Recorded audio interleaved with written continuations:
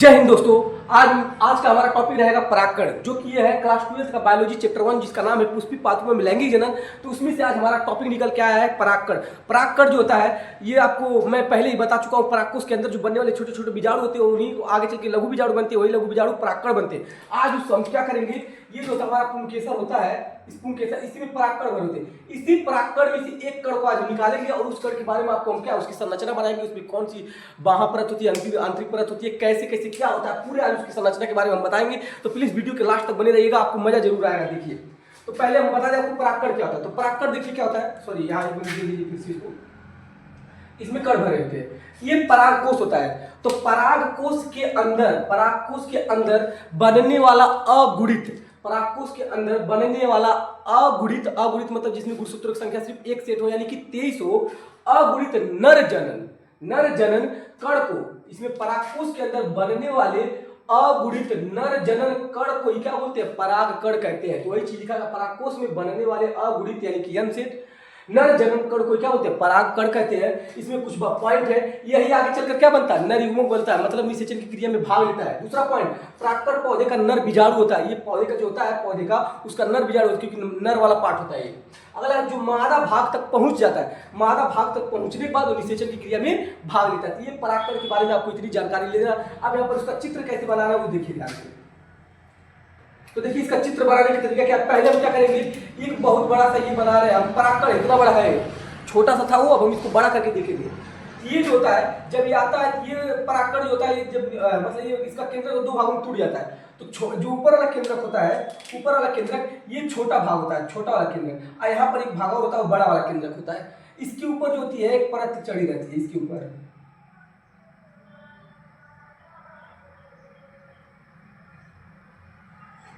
यहाँ पर छिद्र है ऐसे, ठीक है ना, यहाँ पर एक पूरा जुड़ा हुआ नहीं है। फिर एक और बता रहा हूं, एक और इसके ऊपर एक परत रहती है, यहाँ पर ये भी ऐसे रहेगा, हल्का सा खुला हुआ, ये हो गया। यहाँ पर देखिए अब ध्यान से देखेंगे, इसके ऊपर दो परत है, ये परागकण है, परागकण के ऊपर दो लेयर दिख रहे हैं आपको। सबसे ऊपर वाला जो लेयर होता है, सबसे ऊपर वाला, इसको बोलते हैं बाह्य चोल या भित्ति, बाह्य चोल या भित्ति बोल सकते हैं। इसके अंदर वाला जो ये रेड वाला मैं बता रहा हूं, इसको बोला जाता है अंतःचोल या आंतरिक चोल, चोल या दीवार या भित्ति, कुछ भी बोल सकते हैं। देखिए ये वाला जो पार्ट होता है, इसको बोला जाता है कोशिका झिल्ली। कोशिका, इसका उतना रोल नहीं है यहाँ पर, लेकिन बता दे रहा हूं, कोशिका झिल्ली, ये कोशिका झिल्ली हो गई। अब देखिए यहाँ पर ये पूरा इसमें द्रव भरा रहता है इसमें पूरा द्रव भरा रहता है, इसमें भी और इसमें भी। तो ये जो द्रव भरा रहता है इसको बोला जाता है कोशिका द्रव्य, ये कोशिका द्रव्य इसमें भरा रहता है। जो छोटा वाला भाग होता है, इस छोटे वाले भाग को बोला जाता है जनन कोशिका। जो बड़ा वाला भाग होता है इसको बोला जाता है कायिक कोशिका, कायिक कोशिका, वर्धी कोशिका या साखी कोशिका, इसको 3 नामों से जाना जाता है, ठीक है ना। और यहाँ पर जो है आपको दिख रहा है ये वाला भाग, इसको बोला जाता है जनन छिद्र बोला जाता है। तो ये देखिए परागकण होता है, उस परागकण के ऊपर देखिए बाह्य चोल होता है, फिर उसके अंदर चोल होता है, फिर उसकी कोशिका झिल्ली होती है, फिर उसमें कोशिका द्रव्य भरा होता है। इस दो केंद्रों में बटा होता है, अपना दो केंद्र में बड़ा होता है। तो छोटा वाला केंद्र जनन कोशिका कहलाता है, बड़ा वाला कायिक कोशिका कहलाता है। और इसमें जो छिद्र होती है जनन छिद्र, ये इसको जनन छिद्र बोलते हैं, क्योंकि यहीं से क्या होता है, पराग नलिका निकलती है आगे चल के, ठीक है। ये परागकण की संरचना थी, आप लोग देख सकते हैं। अब इस परागकण की संरचना हम पहले पढ़ेंगे, बाह्यचोल क्या होता है, फिर अंतःचोल क्या होता है, कोशिका झिल्ली तो नहीं पढ़ना है, अब बाह्यचोल, अंतःचोल, फिर हमको ये पढ़ना है कि जनन छिद्र क्या होते हैं, जनन कोशिका क्या होती है, कायिक कोशिका क्या होती है। तो पहले हमारा मुख्य टारगेट रहेगा बाह्यचोल, सबसे बाहरी वाले चोल के बारे में पढ़ेंगे। तो चलिए देखते हैं बाह्यचोल क्या होता है। तो यहाँ पर पहले हम लोग ये जानेंगे कि बाह्यचोल क्या होता है। तो देखिए बाह्यचोल क्या होता है, तो बाह्यचोल जो होता है ना, ये सबसे बाहरी परत होती है। देखिए नीले वाले जो कलर से लिखा गया सबसे बाहरी परत है, तो लिखा गया सबसे बाहरी परत होती है। पॉइंट वाइज बनाकर लिख रहा है, जैसे मैं लिखा हूँ एकदम ऐसे ही पॉइंट वाइज अगर बना के लिखेंगे तो आपको पूरे नंबर मिलेंगे। दूसरा देखिए ये बहुत ही मोटी और कठोर होती है, ये जो सबसे बाहरी परत होती है बहुत मोटी और कठोर होती है, इसलिए कोई तोड़ नहीं पाता इसको, ठीक है ना। फिर अगर देखिए यह स्पोरोपोलेनिन नामक पदार्थ से बना होता है। ये जो बाहरी परत होता है ना, स्पोरोपोलिनिन नामक पदार्थ से बना होता है। और देखिए इसकी खास बात, स्पोरोपोलिनिन संसार का सबसे मजबूत जैविक पदार्थ होता है। मतलब ये संसार का सबसे मजबूत जैविक पदार्थ है और इसे कोई तोड़ नहीं सकता। ये बोला यह परागकण को, जो ये हमारा बाह्यचोल होता है, यह परागकण को गर्मी, ठंडी, रसायन और सूखने से भी क्या करता है, ये बचाता है। कौन? बाह्यचोल। और ये विश्व का, मतलब विश्व का कह रहे हैं, हाँ बोल सकते हैं संसार का सबसे मजबूत भाग जो होता है, जैविक मजबूत भाग जो होता है वो स्पोरोपोलिनिन होता है। इसे कोई भी एंजाइम तोड़ नहीं सकता है। अगला देखिए दूसरा इसका जो आता है, दूसरा जो अंतःचोल, इसकी एक लाइन अंदर आ जाइए, जो रेड वाले भाग से दिखाया गया है, इसको बोलते हैं अंतःचोल। तो देखिए क्या होता है, ये बाह्यचोल के अंदर होता है। पहली बात, ये बाह्यचोल के क्या होता है, देखिए बाह्यचोल के अंदर होता है। दूसरी बात, यह मुलायम और पतला होता है। जो ये भाग होता है दूसरे वाली जो हमारी चोल होती है अंतःचोल, यह पतली और मुलायम होती है। तीसरा बात इसमें क्या लिख रहा है, यह मुख्यतः सेलुलोज तथा पेक्टिन से बनी होती है। ये जो आपको रेड वाला भाग दिख रहा है, मतलब कि चोल दिख रहा है अंतःचोल, ये किसका बना होता है, सेलुलोज और पेक्टिन का बना होता है। अगर देखिए यह पराग नलिका को बनने में सहायता करती है।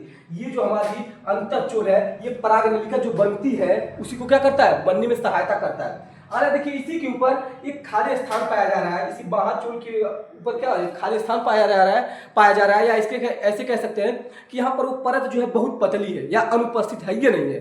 तो यहाँ पर एक छिद्र जैसा आपको दिख रहा होगा, तो यहाँ पर उसी के बारे में लिखा गया जनन छिद्र। यह बाह्यचोल में, तो देखिए बाह्यचोल में कह रहा है कि कुछ स्थानों पर यह परत जो होती है पतली होती है तो अनुपस्थित होती है। ये बाह्यचोल पर कुछ स्थानों पर जो होता है ये परत जो होती है पतली होती है या तो अनुपस्थित होती है, मतलब होगा नहीं करती है।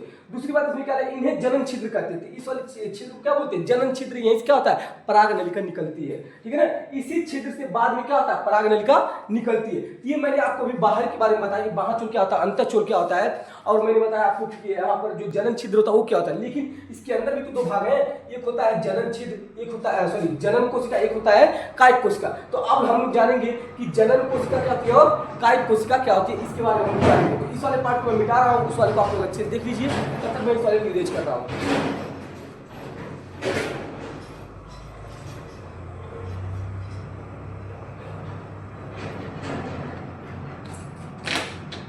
तो जो होता है परिपक्व, बोलेंगे परिपक्व पराग कण। परिपक्व पराग कण में सामान्यतः दो कोशिकाएं होती है। ये आपको थोड़ा हेडिंग टाइप में बना दे रहा है, आपको ये हेडिंग टाइप में बना दे रहा है कि परिपक्व परागकण जो होता है उसमें दो कोशिकाएं होती है। और दो कोशिकाएं कौन सी होती है, मैं आपको थोड़ा सा चित्र बना दे रहा हूँ आपको। ये हमारा क्या परागकण, इसमें कहा था कि छोटा वाला भाग जो होता है, ये छोटा वाला ये होता है क्या, जनन कोशिका, और ये क्या होता है कायिक कोशिका। तो दो कोशिकाएं बढ़ गई, इसलिए पहला जो है हम पहले पढ़ेंगे जनन कोशिका। पहले जनन कोशिका के बारे में जान लेंगे, फिर इसका जानेंगे हम लोग कायिक कोशिका। तो जनन कोशिका देख लीजिए क्या है।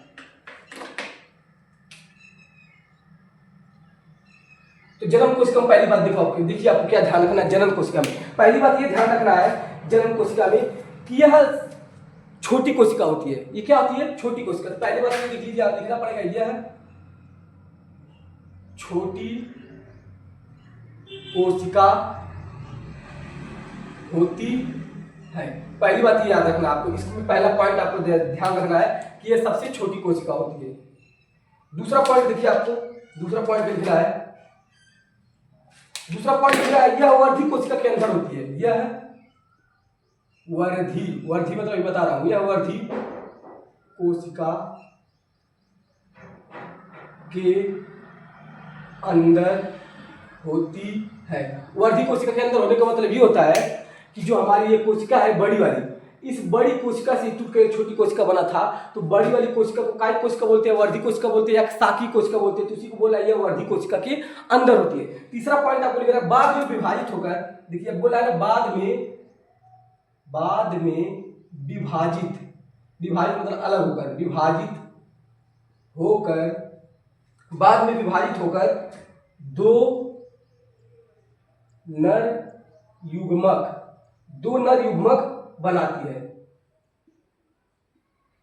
इतनी बातें आपको जनन कोशिका के बारे में लिखना। पहला क्या लिखना है कि ये सबसे छोटी कोशिका होती है, वर्धी कोशिका या काय कोशिका या साकी कोशिका के अंदर पाया जाता है। बाद में विभाजित हो जाती है, क्योंकि पहले तो एक ही थे, अब बाद में क्या हुआ, जब विभाजित होती है क्या हो गया, दो बन गया, दो बन गया, तो उसी को बोला जाता है नर युग्मक। तो ये आपको जनन कोशिका के बारे में लिखना है। अगर आपको पढ़ना वर्धी कोशिका, देखिए क्या है, दूसरा नंबर में आपको पढ़ना वर्धीय कोशिका, या इसी को बोला जाता है काय कोशिका। काय